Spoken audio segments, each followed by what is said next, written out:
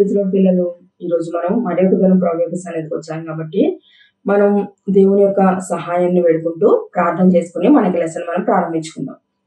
మహాపరిశుద్ధుడైన మా దేవ, మీకు స్తోత్రం చెల్లిస్తున్నాం ప్రభువా. గడిచిన అంతయు దేవ, మీ కృపలో మమ్మల్ని కాపాడిన విధానమును బట్టి మీకు స్తోత్రం చెల్లిస్తున్నాం ప్రభువా. ఈ లెసన్ నిర్ణయం ఉండగా మీ పరిశుద్ధాత్మక సహాయమును, మీ యొక్క జ్ఞానమును మీరు మాకు అనుగ్రహించి మమ్మల్ని మీ రాజ్య వారసులుగా సిద్ధపరచమని సమస్త మహిమా ఘనత ప్రభావం మీకే ఆరోపిస్తూ నజరేయుడైన యేసుక్రీస్తు పరిశుద్ధ నామమును బట్టి అడిగి వేడుకొంచున్నాము మా పరమ తండ్రి, ఆమేన్. పిల్లలు, ఈ రోజు మనం నేర్చుకోబోయే 16th లెసన్ ఏంటంటే యేసుక్రీస్తును విచారించుట, జీసస్ ఆన్ ట్రయల్. ఈ లెసన్ యొక్క బైబిల్ పోర్షన్ ఏంటంటే మత్తయి సువార్త 26వ అధ్యాయము 57 నుంచి 65 వచనములు మరియు 27వ అధ్యాయము 1 నుంచి 34 వచనములు. మార్కు సువార్త 14వ అధ్యాయము 54 నుంచి 72 వచనములు మరియు 15వ అధ్యాయము 1 నుంచి 20 వచనములు. లూకా సువార్త 22వ అధ్యాయము 54 నుంచి 71 వచనములు మరియు 23వ అధ్యాయము 1 నుంచి 25 వచనములు. యోహాను సువార్త 18వ అధ్యాయము 12వ వచనం నుండి 19వ అధ్యాయము 16వ వచనం వరకు. ఇంగ్లీష్ లో Matthew chapter 26 from 57 to 65 verses, chapter 27 from 1 to 34 verses. Mark chapter 14 from 54 to 72 verses and chapter 15 from 1 to 20 verses. Luke chapter 22 from 54 to 71 verses and chapter 23 from 1 to 25 verses. John chapter 18 verse 12 to chapter 19 verse 16. అదేవిధంగా ఈ lesson యొక్క కంఠస్థ వాక్యం ఏంటంటే అపోస్తలుల కార్యము 8వ అధ్యాయము 32వ వచనము. అతడు లేఖనమందు చదువుచున్న భాగం ఏదనగా, ఆయన గొర్రెపిల్ల వదకు తేబడెను, బొచ్చు కత్తిరించు వాని ఎదుట గొర్రెపిల్ల ఎలాగ మౌనంగా ఉండెనో అలాగే ఆయన నోరు తెరవకుండెను. Memory verse Acts chapter 8 verse 32. He was led like a sheep to the slaughter, and as a lamb before its shearer is silent, so he did not open his mouth. పిల్లలు, మీ అందరికీ కూడా న్యాయస్థానం లేదంటే కోర్టు అంటే తెలుసు కదా. అక్కడ ఏం చేస్తారు అంటే ఏదైనా ఒక వ్యక్తి తప్పు చేస్తే లేదా దోషం చేస్తే ఆ వ్యక్తిని ఏం చేస్తారంటే అక్కడ ఉన్న న్యాయమూర్తి జడ్జి ఎవరైతే ఉంటారో అతని ముందు అతన్ని ప్రవేశపెడతారు. ప్రవేశపెట్టిన తర్వాత అక్కడ అతను ఏం తప్పు చేశాడు, ఆ తప్పు చేసిన దానికి సాక్ష్యాలతో సహా వాళ్ళు ఏం చేస్తారంటే నిరూపించిన తర్వాత అప్పుడు ఒకవేళ ఆ వ్యక్తి తప్పు చేశాడు అని తెలిస్తే ఆ న్యాయమూర్తి ఏం చేస్తాడు అంటే జడ్జి ఏం చేస్తాడంటే అతన్ని శిక్షిస్తాడనమాట. సో ఈ విధంగా ఇలా ఒక వ్యక్తిని న్యాయస్థానంలో ప్రవేశపెట్టి అతని యొక్క తప్పును రుజువు చేయడం, అతన్ని శిక్షించడం, ఈ యొక్క ప్రాసెస్ అంతటినీ కూడా విచారణ చేయడం అని అంటారనమాట. అయితే ఒకసారి యేసుక్రీస్తు కూడా ఈ విధంగా ఆయన ఎప్పుడు ఏ తప్పు చేయలేనప్పటికీ కూడా ఆయన ఒక దోషిగా ఈ యొక్క లోకంలో ఎలాగో ఒక తప్పు చేసిన వ్యక్తి విచారింపబడతాడో అదే విధంగా యేసుక్రీస్తు కూడా విచారింపబడ్డారనమాట. అయితే అది ఏ టైంలో అలా జరిగింది, యేసుక్రీస్తును ఎవరెవరు విచారించారు, యేసుక్రీస్తును ఎన్నిసార్లు విచారించిన తర్వాత అతన్ని శిక్షించారు అనే విషయం గురించి ఇప్పుడు మనం లెసన్ మనం చూసుకుందాం. యేసుక్రీస్తుని సైనికులు గెత్సెమనే తోటలో బంధించారన్న విషయం మనం లాస్ట్ లెసన్ లో నేర్చుకున్నాం కదా. అయితే బంధించిన తర్వాత యేసుక్రీస్తు నలుగురి వద్ద 7 మార్లు విచారింపబడ్డారు. అయితే మొదటిగా చూసుకున్నప్పుడు మొదటి విచారణ ప్రధాన యాజకుడైన అన్న యొద్ద జరిగిందనమాట. ఈయన ప్రధాన యాజకుడైన అన్న. సైనికులు యేసుక్రీస్తును బంధించిన వెంటనే అన్న దగ్గరికి ఏం చేశారంటే పట్టుకొని ఇన్ని వచ్చారు. ఈ అన్న ప్రధాన యాజకుడైన కయపాకి మామ అవుతాడనమాట. సో యేసుక్రీస్తు చూడండి, ఇక్కడ యేసుక్రీస్తుని ఒక దోషిగా ఏం చేశారు, ఇక్కడ నిలబెట్టారు. కాబట్టి ఈయన న్యాయవాదిగా ఏం చేస్తున్నాడు అంటే యేసుక్రీస్తును ప్రశ్నిస్తున్నాడు. ఏమని ప్రశ్నిస్తున్నాడు అంటే యేసుక్రీస్తు యొక్క శిష్యుల గురించి, అదే విధంగా నీ బోధ ఏంటి అనే దాని గురించి యేసుక్రీస్తుని ప్రశ్నించాడు. సో ఈయన ప్రశ్నించిన దానికి యేసుక్రీస్తు సమాధానంగా, నేను ఈ లోకంలో బాహాటంగా బోధించాను, నేను యూదులు కూడుకునే సమాజ మందిరంలో బోధించాను, అదేవిధంగా జన సమూహం మధ్యలో బోధించాను. నేను ఏది బోధించినప్పటికీ కూడా రహస్యంగా నేను ఎప్పుడు బోధించలేదు. కాబట్టి నా బోధ విన్న వారిని మీరు అడగండి, వాళ్ళే మీకు సమాధానం చెప్తారు అని చెప్పి ఈయనకి ఉత్తరం ఇచ్చారు. అయితే ఈ విధంగా యేసుక్రీస్తు ఉత్తరం ఇచ్చినప్పుడు ఈ పక్కనున్న సైనికుడు ఏం చేశాడంటే యేసుక్రీస్తు వద్దకు వచ్చి అతన్ని చేతితో చెంప పైన కొట్టాడనమాట. కొట్టి నీవు ప్రధాన యాజకుడికి ఈ విధంగా ఉత్తరం ఇస్తావా అని చెప్పి ఆయన్ని కొట్టారు. నిజాన్ని చూసుకుంటే యేసుక్రీస్తు ఇక్కడ సత్యమే చెప్పారు. ఆయన ఏది బోధించినా కూడా బహిరంగంగా బోధించారు. సో రహస్యంగా బోధించలేదు. అయినప్పటికీ కూడా ఆ యొక్క సైనికుడు ఏం చేశారు, యేసుక్రీస్తుని కొట్టారు. కొట్టినప్పటికీ కూడా యేసుక్రీస్తు మౌనంగా ఉన్నారు. ఏమీ ఆయన తిరిగి మాట్లాడలేదన్నమాట. సో మొదటిసారి ఈ విధంగా ఇక్కడ అన్న దగ్గర విచారణ జరిగింది. విచారణ జరిగిన తర్వాత ఈ అన్న ఏం చేశారంటే యేసుక్రీస్తుని విచారించడానికి కోసం ఈసారి ప్రధాన యాజకుడైన కయప యొద్దకు పంపించారు. రెండో విచారణ ప్రధాన యాజకుడైన కయప యొద్ద జరిగిందనమాట. అయితే యేసుక్రీస్తు బంధింపబడి కయప యొద్దకు తీసుకుని వచ్చేటప్పటికి ఆల్రెడీ కయప వద్ద చూడండి వీళ్ళందరూ కూడా ఉన్నారు. వీళ్ళందరూ ఎవరు అంటే శాస్త్రులు, అదే విధంగా యూదా యొక్క పెద్దలు అనమాట. వీళ్ళందరూ కూడా ఒక మహాసభ కింద కూడుకొని ఉన్నారు. వీళ్ళందరూ కూడా ఏం చేస్తున్నారంటే యేసుక్రీస్తును విచారించడానికి సిద్ధంగా ఉన్నారన్నమాట. సో ఎప్పుడైతే యేసుక్రీస్తు ఇక్కడ తీసుకొని రాగానే వీళ్ళందరూ కూడా యేసుక్రీస్తును ఏ విధం చేతనైనా కూడా చంపాలని నిర్ణయించుకున్నారు. సో యేసుక్రీస్తుని శిక్షించాలి అంటే మొదటిగా ఏం చేయాలి, అతని మీద ఒక నేరం మోపాలి. ఆ నేరాన్ని ఏం చేయాలి, సాక్షుల ద్వారా దాన్ని నిరూపించాలి. అప్పుడు మాత్రమే ఒక దోషికి శిక్ష వేయడానికి కుదురుతుంది.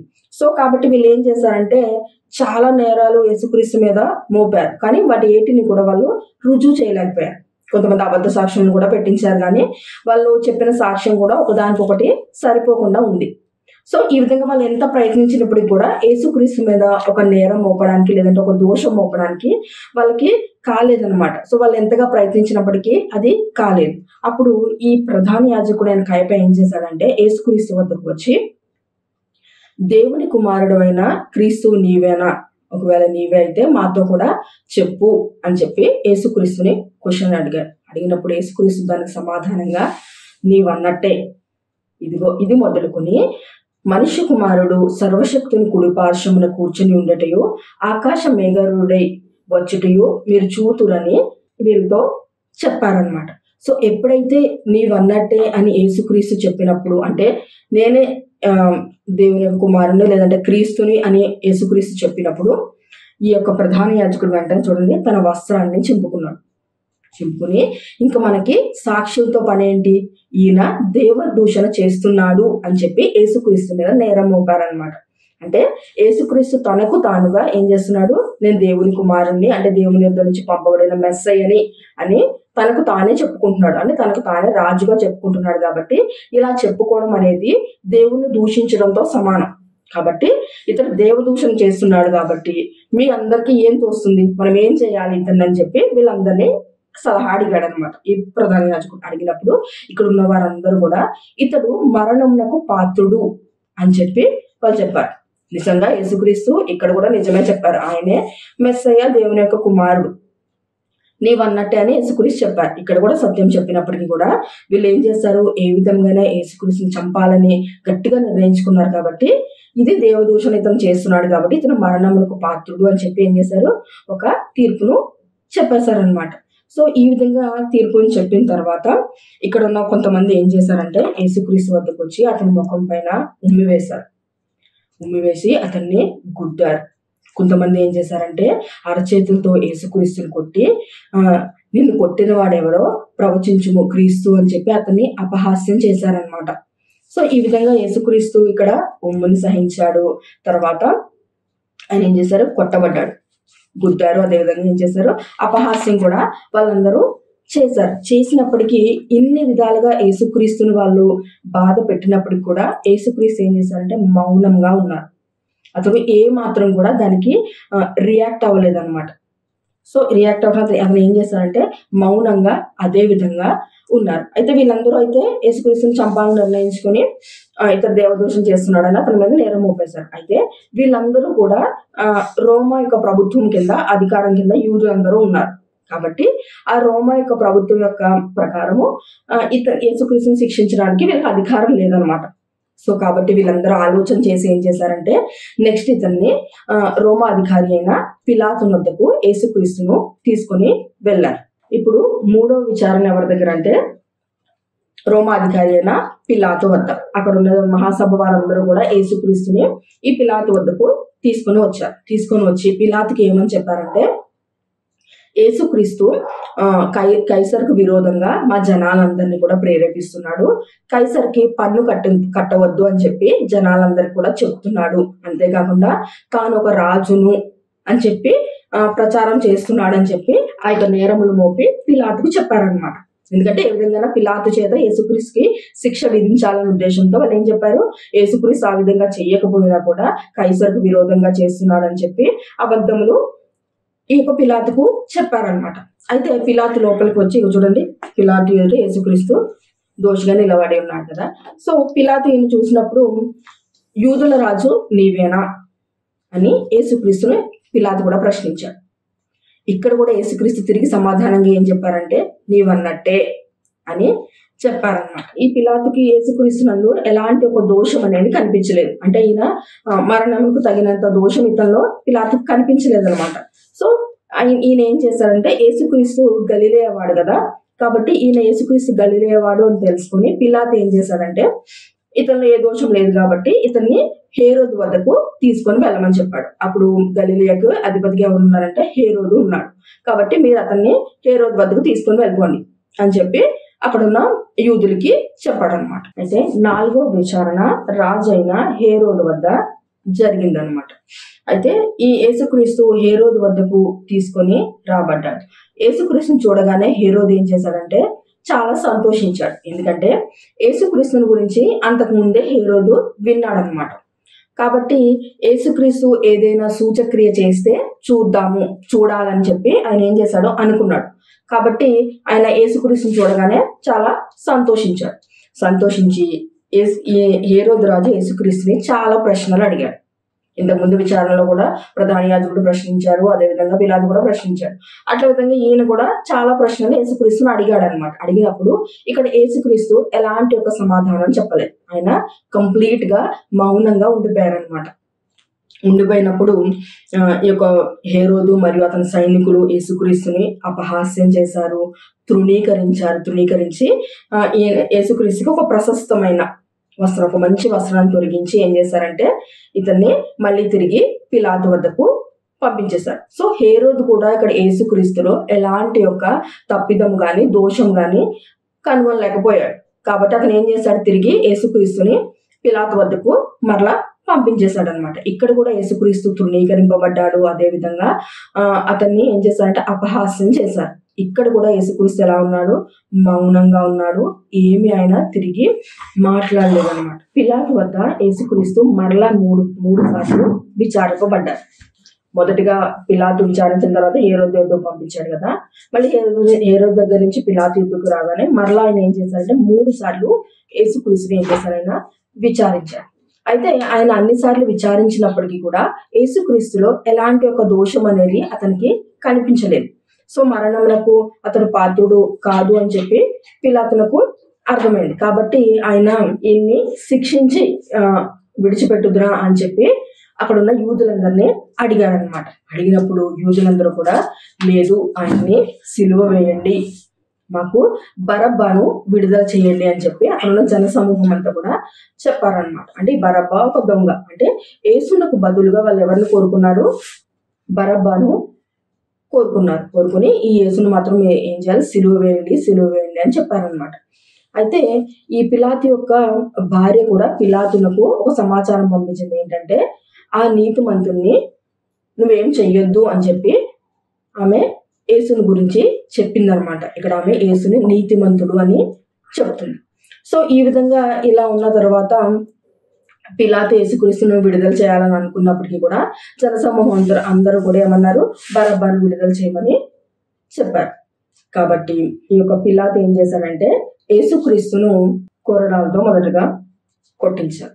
చూడండి, ఇక్కడ యేసుక్రీస్తును ఏం చేస్తున్న సైనికులు కొరడాలతో కొడుతున్నారు. ఇదంతా బాధాకరమైన విషయం కదా. ఒక వ్యక్తిని కొరడాలతో కొడితే అతనికి ఎంత పెయిన్ వస్తుంది.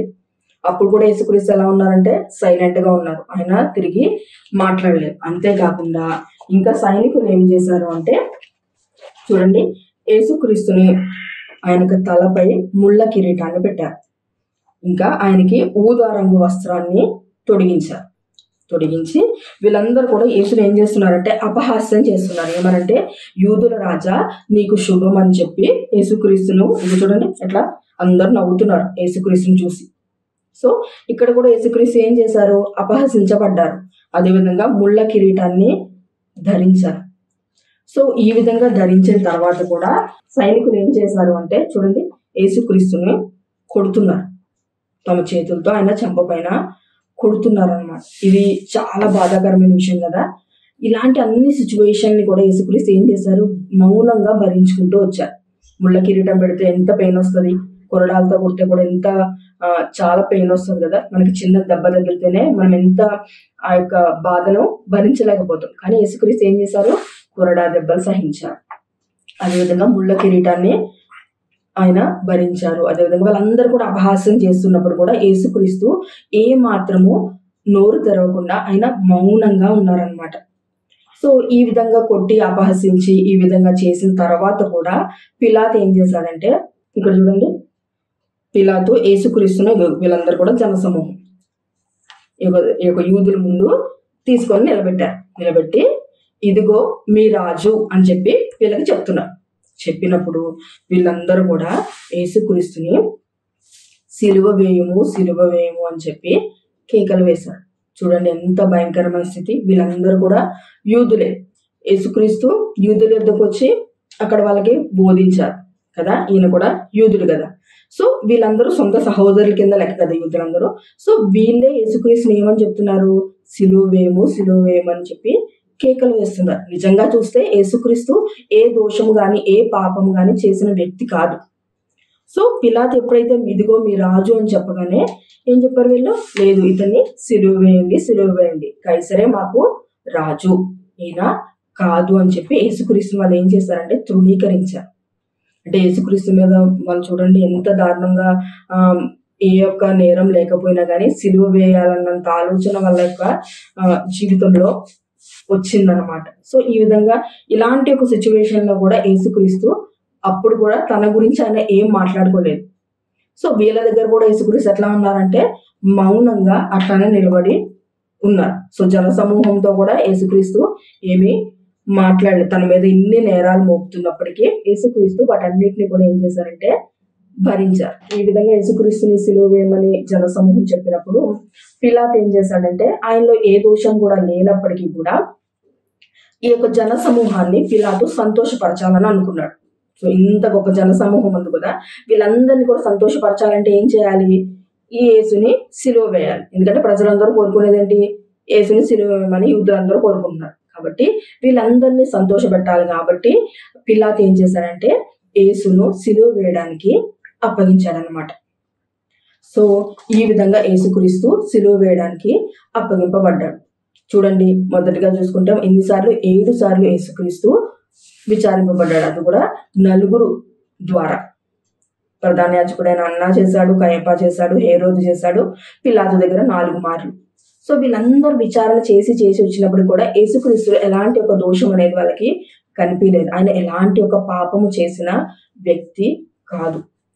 సో అయినప్పటికీ కూడా ఈయన వీళ్ళ దగ్గర మౌనంగానే యేసుక్రీస్తు ఇవన్నీ భరించుకుంటూ వచ్చారు. అపహాస్యం కానీ, కొరడా దెబ్బలు కానీ, లేకపోతే ఉమ్మి వేయడం కానీ, గుద్దడం కానీ, చంప పైన కొట్టడం కానీ, ఇవన్నీ వాళ్ళు చేసినప్పటికీ కూడా యేసుక్రీస్తు ఎందుకు మౌనంగా ఉన్నారు అని మనం ఆలోచించుకుంటే ఈయన యేసుక్రీస్తు ఇవన్నీ కూడా భరించింది ఎవరి కోసం అంటే మన కొరకు, అంటే మన పాపముల కొరకు ఆయన ఏం చేశాడు? ఇవన్నీ కూడా భరించుకుంటూ వచ్చాడనమాట. ఆయన మనల్ని ప్రేమించిన కారణమును బట్టి ఈ పని యేసుక్రీస్తు చేశాడు. నిజంగా ఒక వ్యక్తి ఆ విధంగా చేయడం అనేది చాలా గొప్ప విషయం. ఆ విధంగా అన్నిసార్లు హేళన భరించడం కానీ, అలాంటి ఒక దెబ్బలు భరించడం కానీ ఎవరు కూడా చేయలేరు. కానీ యేసుక్రీస్తు ఏం చేశాడు? మనల్ని ప్రేమించాడు కాబట్టి ఆయన ఏం చేశాడు? ఇవన్నీ కూడా సహించుకుంటూ వచ్చాడనమాట. సో కాబట్టి యేసుక్రీస్తులో ఉన్న వారికి ఏ శిక్షా విధియు లేదు.